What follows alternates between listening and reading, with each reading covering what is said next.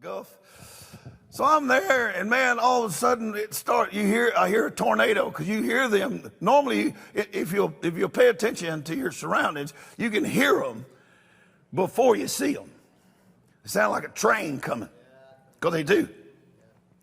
So I go out there, right? And I mean, my stuff is being torn up.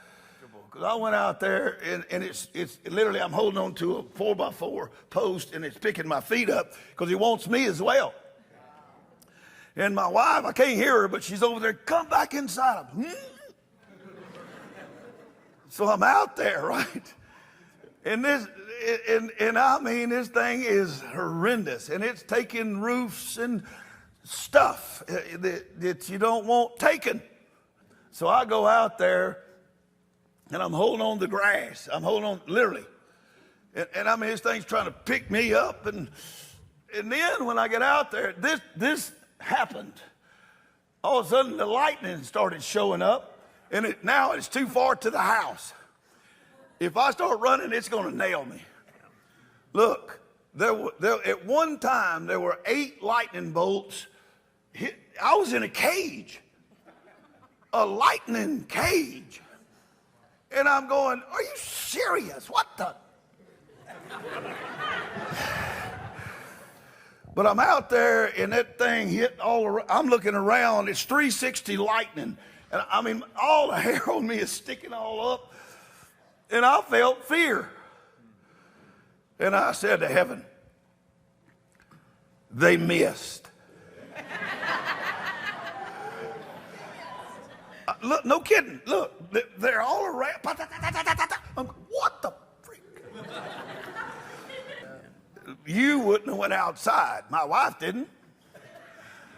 But I'm the go outside guy and fuss at hell for messing with my stuff. Pile it all up in a pile and salvage what you can, and then you start over. Cussing, spitting, it doesn't matter about that. It matters that you're out there on that bobcat picking that junk up and starting over. It matters that you get back up and you look at all, you flip it all off and say, I'm going to rebuild. I was asleep, and this thing come and got me by the hand and took me somewhere, which I don't know where I was at. And so then this thing walked in the back. It was big. Now, this thing walked in.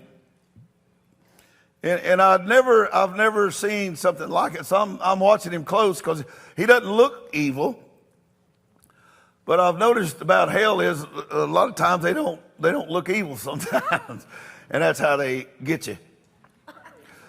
And so this thing walked up, and it was huge. It was a lot bigger than me, and I'm not little. And he walked up, and this thing's put together really well. And he walked up, and he's got some sort of armor on that I'm not accustomed to. I'm not up on all the armor that there is, of course, but this thing it looked like skin, but it wasn't. He was underneath it, and it was all over him, and he had on this helmet and stuff, and he had these armaments. I've never seen them. I'm quite up on firearms and that, but I've never seen these things he's got on him. And so he rolled up on me. He's a big old boy. He looked down at me. I said, who are you? What are you doing? Who are you? He said, the Father sent me. I said, that's awesome. What are you here for?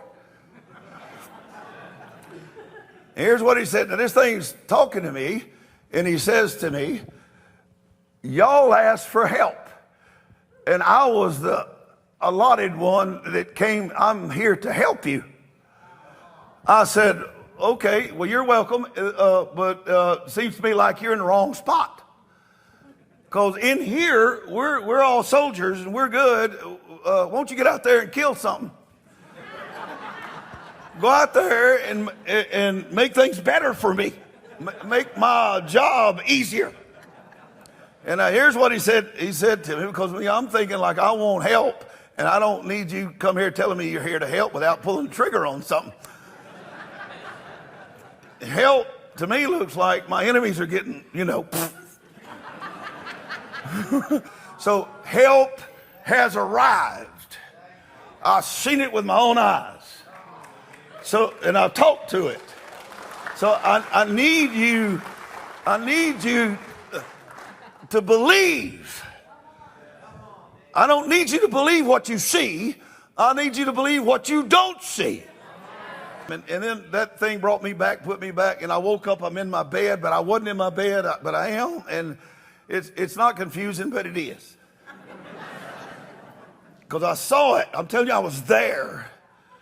But then when I come back, I was not there. I was somewhere else. So there you have it.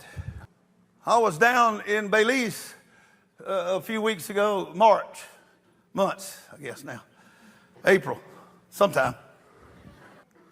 And so I'm up there talking, and this one guy rolls up on me, you know, and he's crinkled up, he's crippled, and he's looking at me.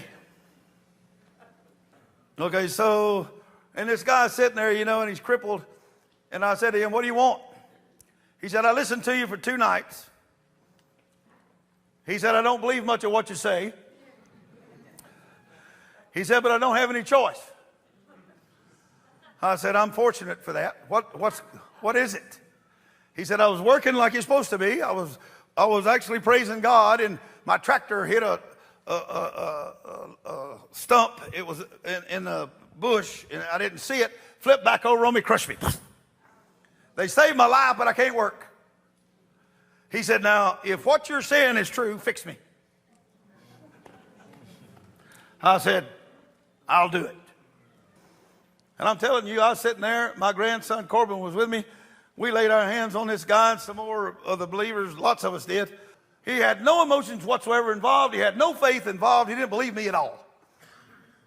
But it didn't make no difference to God, because God snatched a knot in his butt. I mean, God snatched that arm. It went boing, and it's been 10 years. And he started jumping and shouting and running all over, and all of a sudden the place filled up with people getting saved. I was in Africa for a month and a half, and I'm tired. I'm in the bush. I fly over from there to south to Australia. So I took my seat back there where they got the chickens in the crates. And this guy all of a sudden starts bucking. I'm going, "Are you serious?"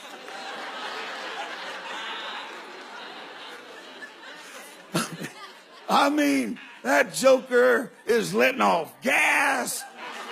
He's belching. He's banging the chair. He's having some kind of crazy fit. The guy all of a sudden stopped, and I go, "Yeah." And Miss Hogan goes, "David, he's dead." I said, "No way." She said, "Raise him from the dead." And the doctor goes, "We can't do nothing." I said, "I can." He said, the doctor said to me, "The man's dead." I said, "Pfft." The lights come on. Oh. Well, it's a good thing I lost my embarrassment, my fear of man, and my give a flying flip button.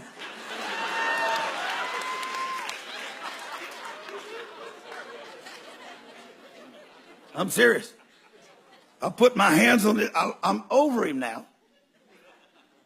All these people, you know how close these people are? And they're just watching me. Now you come back here. In Jesus' name. And I'm telling you, everybody on that plane, back there with the chickens, this guy, he went,